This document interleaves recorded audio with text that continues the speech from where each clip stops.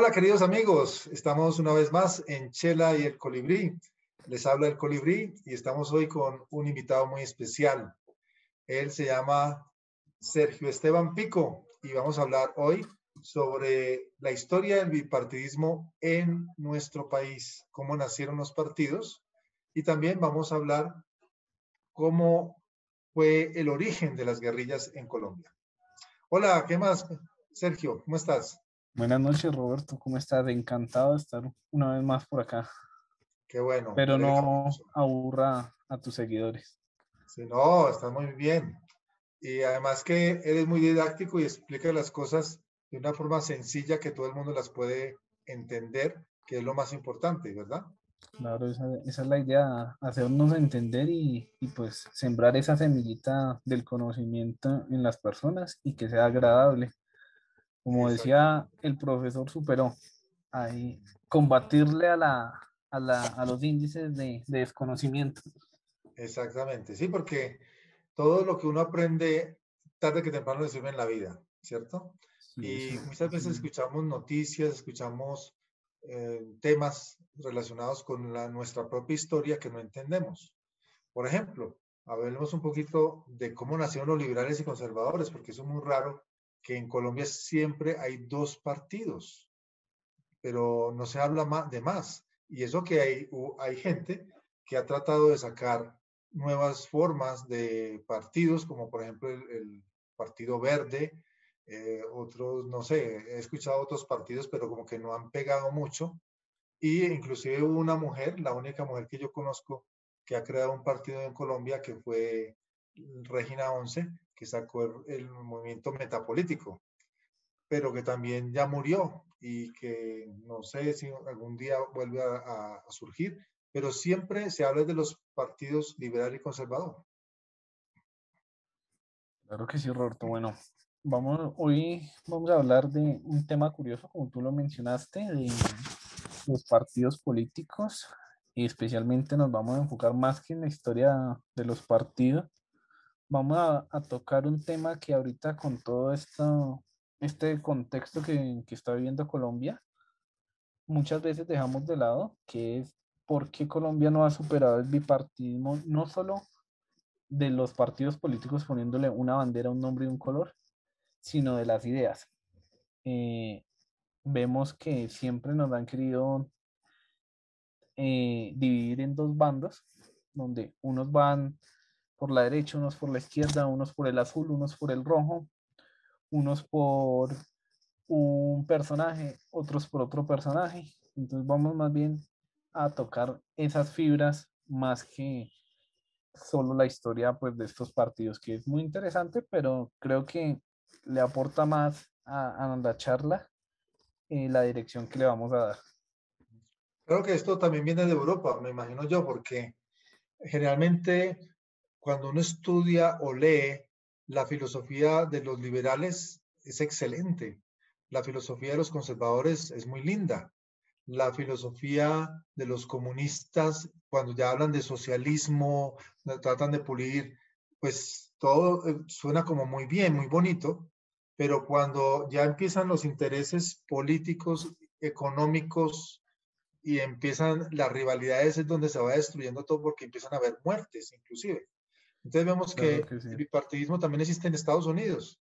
Por ejemplo, claro si que haces sí, un paralelo, allá también existen dos partidos, ¿no? sí. Pues ha habido una suerte de intentos de crear unos nuevos partidos, no han tenido una gran aceptación.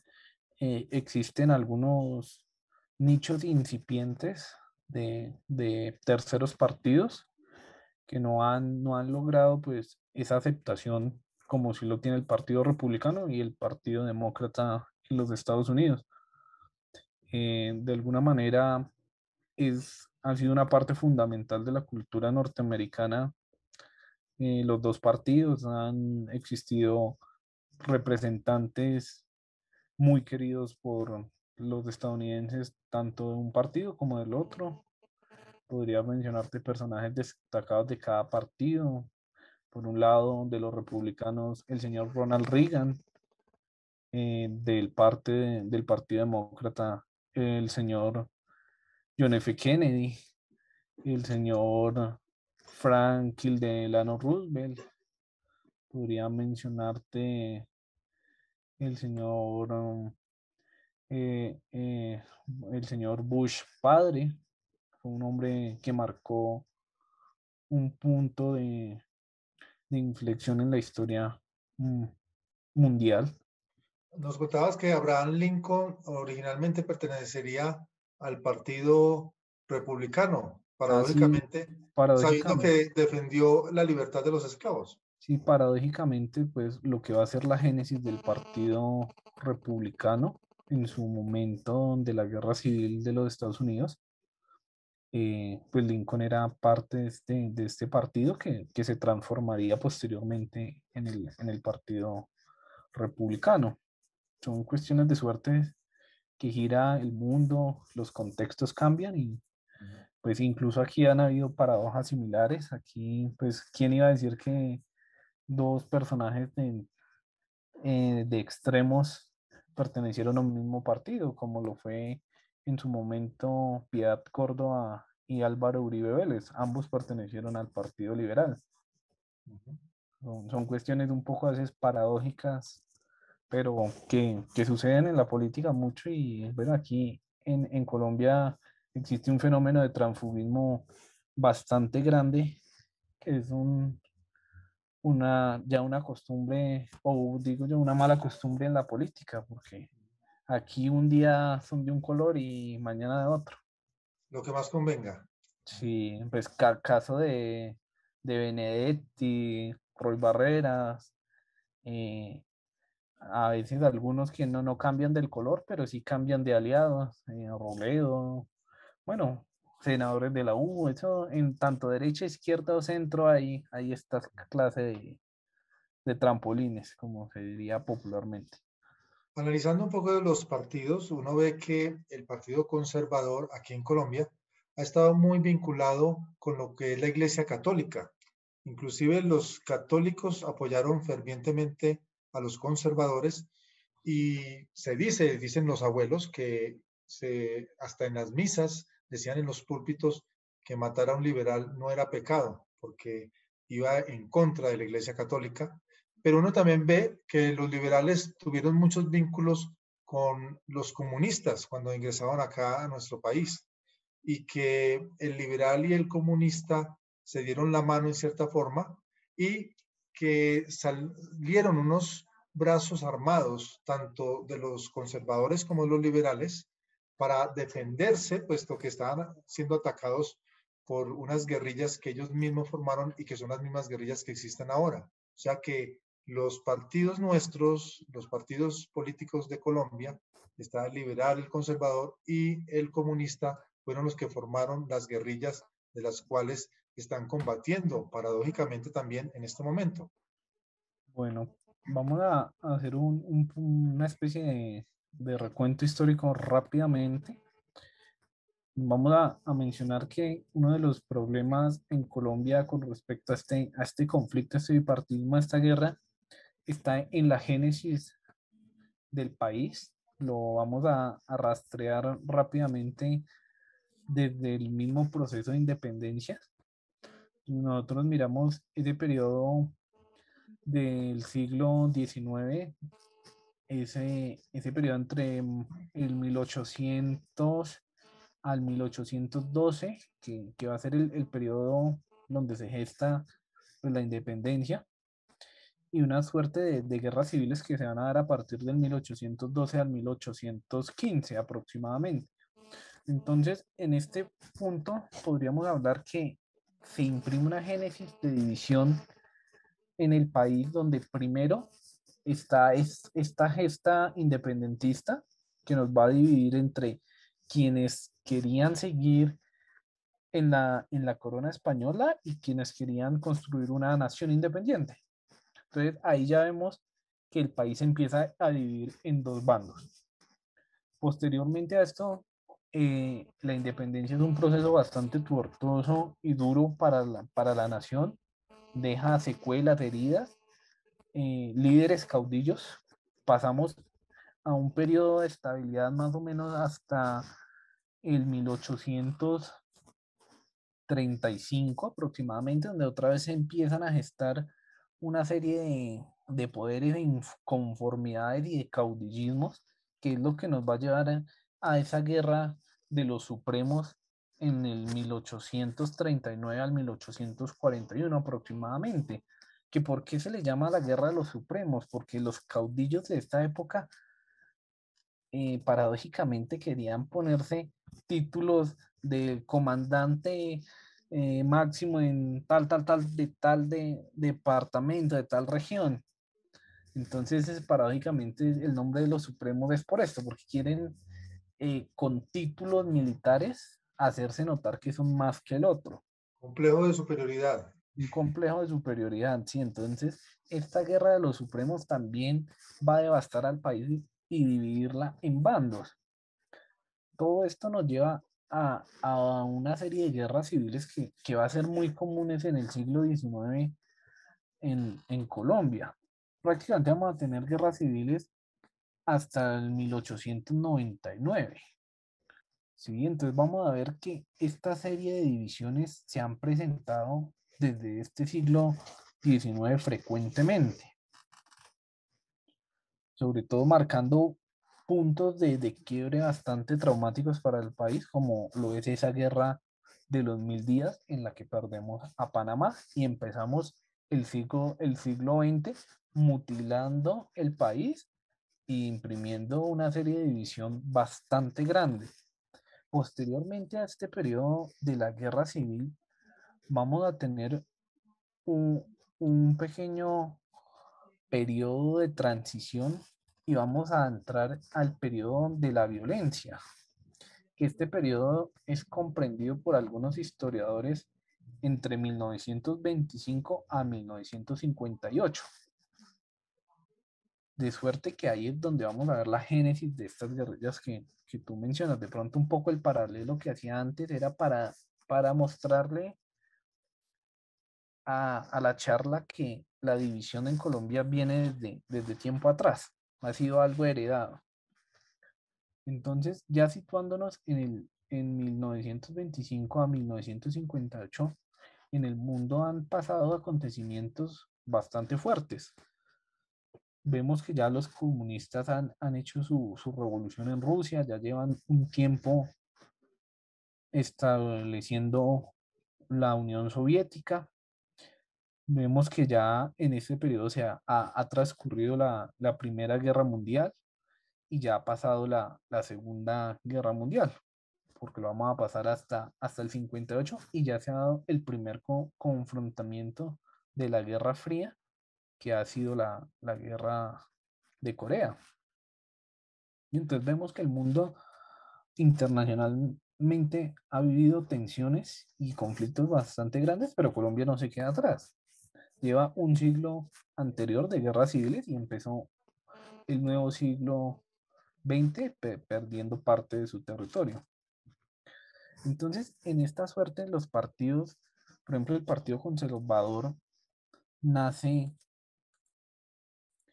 en el año de 1849, se establece.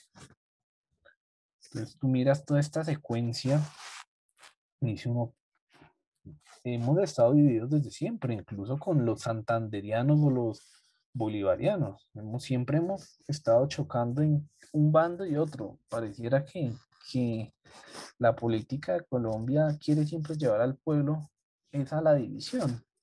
No hemos luchado verdaderamente por una unión. Hablando en este periodo de la violencia, lo que te mencionaba de 1925 a 1958, el país sufre una guerra tremenda entre el Partido Conservador y el Partido Liberal, donde la pugna es que nos acostumbramos a que el partido que llegaba a gobernar cambiaba las reglas de juego y cambiaba todo. Desde el siglo anterior, como te mencionaba, en el siglo XIX, pasó una mala costumbre que el partido que llegaba, si era liberal o conservador, cambiaba la constitución. Estas eran las constituciones de los vencedores. Porque querían cambiar la visión e imprimir una visión de partido según sus ideologías. En este sentido, ya se viene acumulando desde hace un siglo todo este conflicto y llegamos al periodo de la violencia que te menciono, viendo una confrontación entre las ideas liberales en contraposición de las ideas conservadoras. Como tú bien lo mencionabas, el Partido Conservador estuvo muy cercano a la Iglesia Católica. Incluso también los liberales tienen cercanía con la Iglesia Católica, no tanto a nivel político, pero sí a nivel cultural. Digamos que para el periodo que estamos estudiando y hablando, la religión era una parte fundamental del país. Entonces, tanto los liberales como los conservadores asistían a misa como una tradición propia, pues, de la cultura colombiana. Era muy poco realmente el que no asistía o el que no practicaba estos ritos religiosos. ¿Sí? Entonces, es paradójico en ciertos puntos. Como tú bien lo mencionabas, sí, desde el púlpito de la iglesia muchas veces se hizo política, todavía se hace, todavía hay pronunciamientos de sacerdotes sobre temas políticos. Para algunos está mal, para algunos está bien. Digamos que es un debate también de libertad de expresión. No se puede tachar, digamos, ahorita en pleno siglo XXI, que porque lo hagan o no lo hagan. Creo que eso es cuestión de respetar las opiniones de cada quien. Digamos que lo que se ve mal es de pronto las instituciones que representan, pero al final del día, tanto el sacerdote como las personas que pertenecemos o no a una institución, pues somos ciudadanos y tenemos el derecho a opinar la realidad que vivimos y lo que sentimos. Volviendo pues a nuestra charla, en este periodo de confrontaciones va a suceder un fenómeno particular y es que los partidos empiezan a animar una serie de organizaciones no pues paralelas al Estado, organizaciones de alguna manera ilegales o mejor dicho, organizaciones en la sombra, ¿sí? Por parte de los liberales se va a construir algo llamado la policía chulavita y los pájaros, que van a ser como esta especie de brazo armado de mercenarios de alguna manera, por darle como un contexto, que hacen el trabajo sucio, ¿sí? Muy vinculado esto al problema de la tenencia de tierras, ¿sí? Ha sido un problema que también ha marcado desde la época colonial la historia de Colombia y ha sido la tenencia de tierras. Es un tema que ha generado mucha violencia, muchas muertes tristemente en Colombia. La propiedad de las tierras ha sido un tema duro para el país. Entonces vemos que todo esta confrontación que se da deriva en un periodo de violencia extrema en el que el Partido Liberal también se empieza a organizar y empieza a crear estos grupos de autodefensa y estos grupos terminan dando la génesis a las guerrillas. Si bien es cierto, el Partido Liberal tenía unos ideales un poco diferentes al comunismo, ve en el comunismo algunos puntos en común y ve que este triunfo dado en la Unión Soviética puede algo aportarle pues, a sus ideologías liberales y a su cambio. De alguna manera hay puntos en los que el sentido liberal propiamente dicho va en contraposición del sentido socialista y comunista. Pero pues en algunos puntos tienen alguna cercanía. En este sentido, al crearse estas guerrillas, pues la violencia ya son dos bandos en las sombras que operan. Entonces, pues la violencia fue extrema a tal punto que llega el único dictador que hemos tenido en el siglo XX, que ha sido el general Rojas Pinilla, que para mí personalmente, en mi concepto y pues desde mi profesión he tenido el debate como politólogo, para mí el general Rojas Pinilla no fue un dictador, al estilo Videla o al estilo Pinochet o al estilo de todos estos dictadores del Cono Sur que se dieron en América Latina en años pues muy cercanos también, en esta década de los 60 y 70. Pero, ¿por qué? Porque a Rojas Pinilla son miembros de los dos partidos quien los llaman a pedir que pacifique. Entonces, para mí, el contexto de esa dictadura de Rojas Pinilla se me hace más una dictadura al estilo romano del dictador pacificador, que era el general que suspendía el Senado, pero animado por el mismo Senado, para pacificar y hacer el trabajo sucio de alguna manera y poner la casa en orden, como se diría popularmente. Entonces, pues personalmente es una visión que está abierta a debate, pero pues sí me parece que las condiciones son más de eso que no una dictadura propiamente dicha. Entonces, en este sentido, es la génesis de las guerrillas, eh, que aparecen más o menos en 1964, es decir, aproximadamente 6 años después de este periodo que yo te menciono que finalizaba en 1958, pero ya tienen una génesis, como yo te decía, en las autodefensas liberales. En este sentido, ese 1960, esa década de los 60 es bastante importante porque hay hitos que animaron esa lucha guerrillera, como lo fue el triunfo de la Revolución Cubana con Fidel Castro a la cabeza. Entonces, de suerte que personajes como Manuel Marulanda, el llamado Tiro Fijo, se aleja de su sentido liberal y termina acercándose más a los ideales comunistas de esa década de los 60 que estaban en furor. Entonces, por eso es que en 1964 se consolidan ya como tal en este sentido propiamente dicho y un poco más estructurado. No sé. Estas guerrillas fueron evolucionando, me imagino, y cambiando con un proceso largo hasta llegar a lo que son hoy, el ELN, las FARC y todos esos grupos, pero me imagino que hubo muchos enfrentamientos, hubo muchas uniones, hubo muchos arreglos y desarreglos, traiciones. Eso es una historia como para hacer una película, ¿verdad? Por supuesto, o sea, es lo que hablábamos hace un momento. Es curioso cómo a veces empieza desde un lado y se termina incluso en el lado más opuesto desde el que uno inició.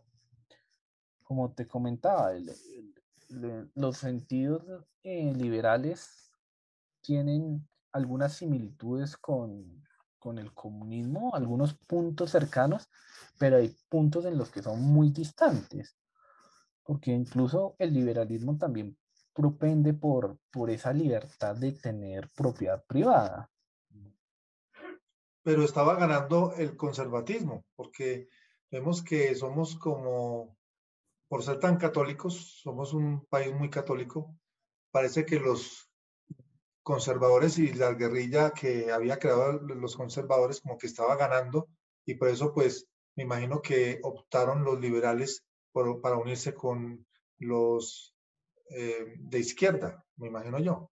Sí, de todas maneras, en el contexto donde están los conservadores más fervientes a la tenencia de tierra, de los latifundios, que se llama, de grandes porciones de tierra, y ideales donde los liberales decían que la tierra no era para concentrarla en solo unas pocas manos, sino que se repartiera y que todos tuviéramos la posibilidad de tener propiedad privada, pues sí se asemejaba al ideal comunista de igualdad para todos, ¿sí? Pero pues, los liberales también defendían la propiedad privada, digamos que una propiedad privada más para más personas que la que defendía el Partido Liberal, el Partido Conservador, perdón. De todas maneras, el Partido Conservador en ese periodo se podía ver que era un partido más enfocado al proteccionismo económico, muy arraigado a la producción agrícola. Por esto el interés de los grandes latifundios. Por ejemplo, un ejemplo muy básico sería eh, las, los líderes conservadores que tenían extensión de tierras para sembrar la caña y posteriormente transformarla en azúcar. La filosofía liberal y conservadora, me imagino que fue importada desde Europa, Por pero supuesto, sí, sí. entonces las comunista fue importada directamente de Cuba o vino de Rusia o cómo fue esa influencia, cómo es que entró acá a Latinoamérica.